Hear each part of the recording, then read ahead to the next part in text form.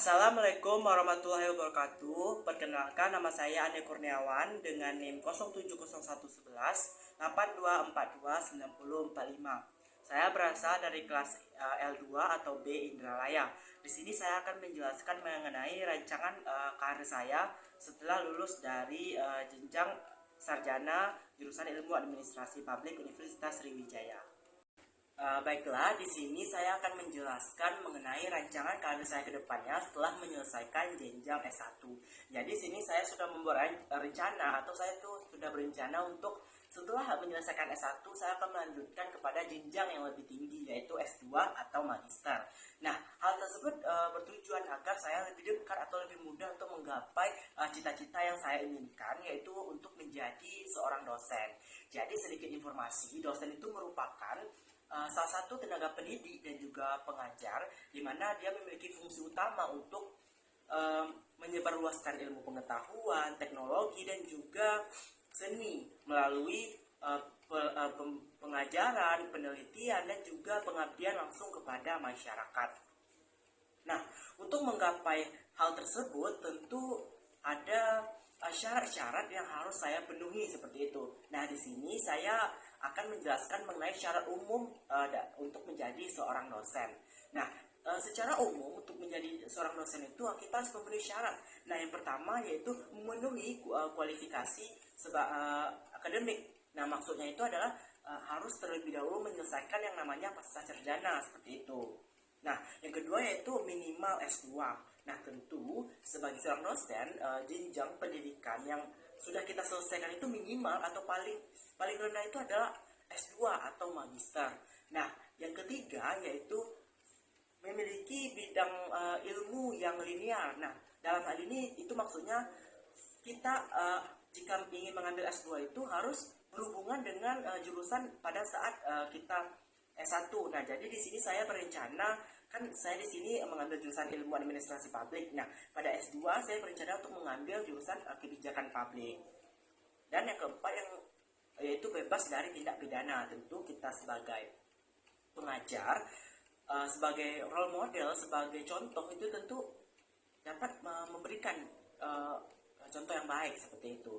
Dan yang terakhir yaitu memiliki satu jurnal. Satu jurnal ini maksudnya adalah sebelum kita menyelesaikan yang namanya magister atau S2 itu kita sudah minimal satu jurnal yang sudah kita terbitkan. Itu merupakan salah satu contoh syarat bagi kelulusan. Nah, kan saya sudah mengetahui mengenai syarat umum untuk menjadi seorang dosen. Nah, selanjutnya tentu ada tahapan bagaimana apa saja yang harus saya hadapi atau saya lalui agar mendapatkan gelar yang namanya dosen itu sendiri. Nah, untuk mendapatkan gelar dosen itu di Indonesia itu dapat dilakukan dengan dua cara. Nah, sebelumnya mohon maaf Bapak jika ada sedikit kesalahan atau kesalahan informasi, mohon dimaafkan. Jadi secara umum itu untuk menjadi mendapatkan gelar dosen itu yang pertama itu dapat kita lakukan dengan mendaftar CPNS terlebih dahulu. Nah, jika kita ingin mendaftar CPNS terlebih dahulu, tentu kita harus mengikuti yang namanya seleksi yang sudah disiapkan oleh pemerintah. Nah, seleksinya itu atau tahapannya itu seperti pendaftaran online, terus seleksi berkas, terus ada namanya seleksi kompetisi dasar di mana kita akan tes menggunakan komputer, terus ada seleksi kompetensi bidang di mana kita akan diuji lagi dan diwawancara, dan yang terakhir itu kelulusan seperti itu. Nah, jika kita sudah lulus pada tes tersebut, maka kita diuji dulu selama 1 tahun. Nah, jika sudah selesai selama 1 tahun, maka barulah kita mendapatkan gelar atau kita dinyatakan resmi sebagai PNS.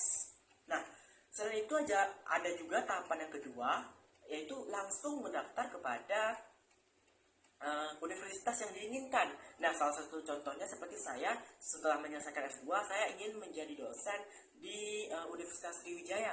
Nah, jadi saya langsung mendaftar kepada universitas, di mana tahapan yang harus dilakukan itu tentu kita membuka web resmi dari Universitas Sriwijaya, terus kita isi seperti transkrip nilai, CV, portofolio, dan yang lain-lainnya seperti itu. Nah, setelah saya menjelaskan tadi mengenai syarat umum dan juga tahapan agar mendapatkan gelar dari dosen itu sendiri, tentu di sini itu kembali lagi kepada diri saya, bagaimana saya dapat mengendalikan, meningkatkan, membuang atau memperbaiki diri saya agar bagaimana dapat selangkah lebih dekat dengan cita-cita yang saya inginkan. Nah, oleh karena itu di sini saya telah membuat yang namanya analisis SWOT. Nah, analisis SWOT itu yang pertama strength atau kekuatan atau kelebihan, dimana di sini yang tidak kalah penting adalah passion mengajar, dimana saya ini dari kecil itu sudah terbiasa atau sudah sering melakukan yang namanya pengajaran kepada orang lain. Nah, pendukung-pendukung yang lainnya seperti komunikasi yang baik, disiplin dan bertanggung jawab, dan juga dapat menulis ilmiah itu dapat dijadikan sebagai penunjang atau kelebihan yang dapat saya kembangkan seperti itu. Nah, jika ada kelebihan maka tentu ada yang namanya kekurangan. Nah, di sini kekurangan yang menurut saya itu paling berpengaruh itu yang karena pertama itu kemampuan bahasa Inggris yang kurang. Dimana untuk menjadi seorang dosen tentu bahasa Inggris kita tuh harus fasih, harus bisa, dan harus lancar. Nah, hal itulah yang saya perjuangkan seperti itu. Nah, kekurangan-kekurangan yang lainnya seperti pelupa, kurang suka membaca, dan juga tidak percaya diri itu mungkin bisa lama-kelamaan akan saya hilangkan sedikit demi sedikit seperti itu ya, yang dapat berproses. Nah, yang ketiga yaitu opportunity atau kesempatan, di mana kesempatan ini dapat saya manfaatkan untuk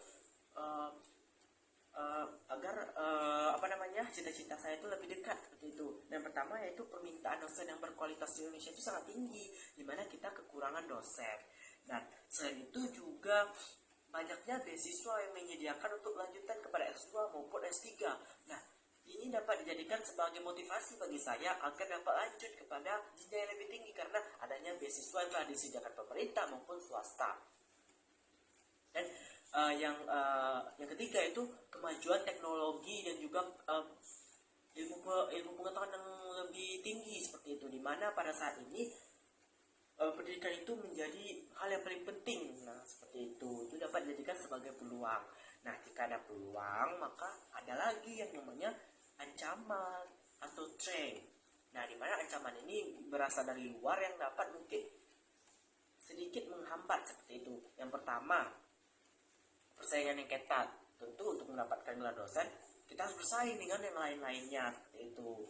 Dan yang kedua yaitu tuntutan kinerja yang tinggi, dimana sebagai seorang dosen itu kita dituntut bagaimana agar selalu dapat maksimal, agar selalu dapat benar seperti itu, karena yang kita hadapi adalah sebuah mahasiswa. Dan yang ketiga yaitu kebijakan pendidikan yang berubah-ubah, yang sama-sama kita ketahui bahwa jika menteri pendidikan ganti, kebijakan pun diganti. Nah, hal itu menyebabkan yang namanya sistem pendidikan itu berubah. Nah, itu mungkin dapat dijadikan sebagai ancaman atau faktor eksternal seperti itu. Nah, setelah saya mengetahui analisis SWOT, nah di sini saya akan menjelaskan mengenai investasi atau rancangan yang saya susun dari awal. Nah, di sini saya membagi 3, yaitu investasi jangka pendek, investasi jangka menengah, dan juga investasi jangka panjang. Nah, yang pertama yaitu investasi jangka pendek, di mana dalam hal ini saya akan fokus pada perkuliahan saya ini, yaitu pada semester 1, 2, atau 3, di mana saya akan selalu berusaha untuk mempertahankan IPK agar selalu di atas 3,5 seperti itu, dan juga aktif berorganisasi, dan juga memahami basic-basic dasar seperti yang sangat diperlukan. Nah, yang kedua yaitu investasi jangka menengah. Di sini saya sudah mulai yang namanya magang, mencari pengalaman, ikut-ikut seminar, terus menentukan kampus yang ingin saya lanjutkan seperti itu. Dan yang terakhir yaitu investasi jangka panjang, dimana dalam investasi ini itu saya sudah lulus dari yang namanya S1. Saya sudah lanjut kepada S2 atau magister. Nah, dimana dalam ini tentu saya akan lebih banyak lagi menerbitkan jurnal-jurnal ilmiah, terus banyak ikut seminar, terus melakukan penelitian-penelitian, dan juga merancangkan untuk melanjutkan kepada tingkat pendidikan yang lebih tinggi atau yang paling selanjutnya yaitu doktor atau S3 seperti itu. Baiklah, itulah rancangan karir saya untuk kedepannya setelah menyelesaikan jenjang S1. Namun mungkin apa yang saya harapkan mungkin itu tertunda atau tidak terjadi, maka di sini saya sudah menyiapkan alternatif plan yang lainnya. Nah, yang pertama, jika mungkin apa yang saya harapkan untuk menjadi dosen itu tidak tercapai atau mungkin tertunda, di sini saya akan terlebih dahulu mendaftar CPNS setelah menyelesaikan jenjang S1. Nah, setelah menyelesaikan jenjang S1, di sini saya akan mendaftar CPNS itu lebih tepatnya pada formasi analis kebijakan ahli pertama, di mana itu terkait dengan kebijakan seperti itu. Nah, di mana untuk mendapatkan atau untuk lolos dari formasi ini tentu kita harus tes CPNS terlebih dahulu seperti yang sudah dijelaskan sebelumnya. Kita harus ada tes wawancara, tes SKD, tes SKB seperti itu. Dan yang alternatif kedua yaitu menjadi konsultan pemerintah. Nah, sama seperti analis kebijakan itu sama-sama berkaitan dengan kebijakan seperti itu. Nah, mungkin cukup sekian penjelasan dari saya. Jika ada salah kata mohon dimaafkan. Assalamualaikum warahmatullahi wabarakatuh.